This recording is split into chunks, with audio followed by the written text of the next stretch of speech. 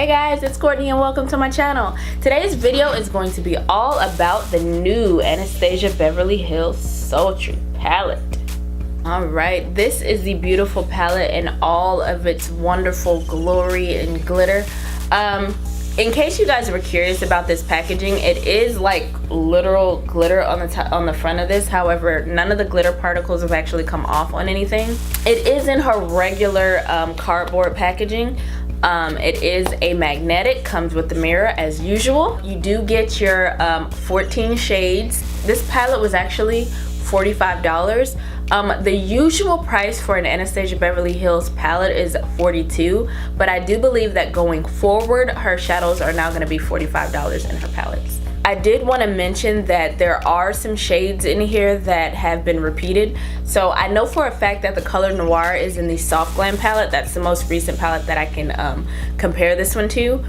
So the Color Noir, this black color, is in the Soft Glam palette as well. The palette does come with a brush, just like all of her other palettes. It does come with a brush.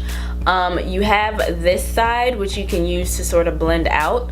And you also have this side, which to me you can use to sort of pack on or maybe smudge.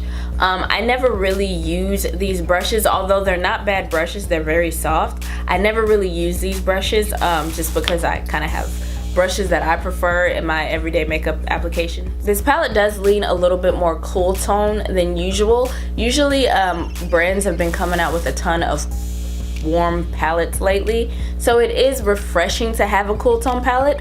However, to be honest, I'm not necessarily a cool tone kind of gal usually. I don't know, it's something about the layout, the composition, and the aesthetic of the entire package that just drew me in, and I'm happy I got this palette. This color Burke right here, it looks a lot warmer in the pan than it goes on my eyes. So this color to me is way more cool tone than it shows up. It shows up as if it has a little bit of orange in it, and that's not necessarily the case. To me, the color Fresh and the color Burke aren't going to get a ton of use. Fresh can probably be used as like a brow bone highlight. Will definitely be used as a brow bone highlight, whereas Burke could be a transition shade on my complexion. However, what I find is I have to build this color up quite a bit for it to show up the way that I want it to look. And once it gets there, it sort of ends up looking like Twig anyway on my complexion. So it's almost as if there's no purpose in building this up if I can just use Twig and get the same color, if that makes sense. That being said, this on a lighter skin tone or maybe even a deeper skin tone will show up different. So I'm kind of curious to see how this color does perform on lighter skin tones as well as deeper skin tones. Alright, so there was another tip that I wanted to mention to you guys as far as the mattes go. For ABH shadows, you want to always make sure when you tap into it, you only need to tap like once or twice to get a good amount of pigment on your brush. And you want to make sure that you can tap that off as best you can. Because in all honesty, if you go in with too much pigment too soon, it will leave like dry patchy spots, and it'll be a lot harder to blend out because it kind of sticks to itself, if that makes sense. You also want to make sure you sort of blend softly and then sort of build your color up. I find with these shadows you don't want to go in too heavy too soon.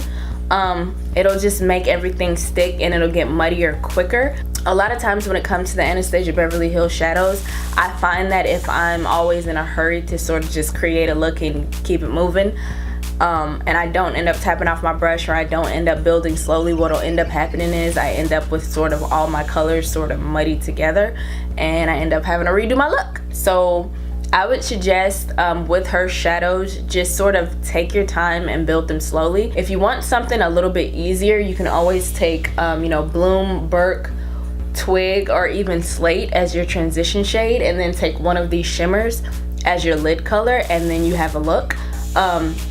Or if you want to do something a little bit more sophisticated, you have Dystopian and Noir to sort of deepen those looks up. So I mean, this palette does have everything that you really need in a palette. It can be a simple palette if you would like it to be just like your basic everyday, but it also can be built into something pretty cool, I think. That's one of the other beauties of this palette and all of her palettes in general. The shimmer shades in this as usual, the metallics are always soft, buttery, and pigmented. I love Anastasia Beverly Hills metallics and shimmer shades. They're just so beautiful. All of them you can dip into with your finger. All of them will always give you an amazing amount of pigment and shine. I'm never disappointed in ABH's shimmer shades. That's like never an issue for me. One thing I think is amazing is that this is almost like your nighttime palette, whereas the Soft Glam is like your daytime palette. I kind of feel like the Soft Glam palette and the Sultry palette, like these are sister palettes.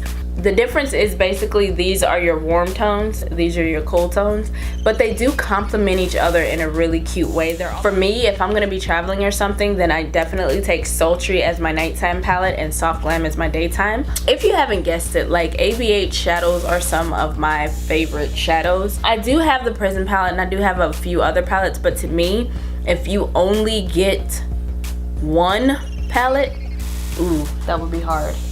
Nope, I'm not gonna do that.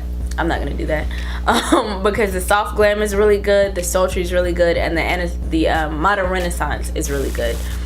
So if you guys are interested in ABH shadows, I would definitely look into those three because I think those three are some of her best color combinations, as well as the best performance of shadows, if that makes sense. I don't know if that makes sense. Anywho, alright guys, that about does it for me. Hopefully this video was helpful, informative, all that good stuff. If so, please give me a thumbs up.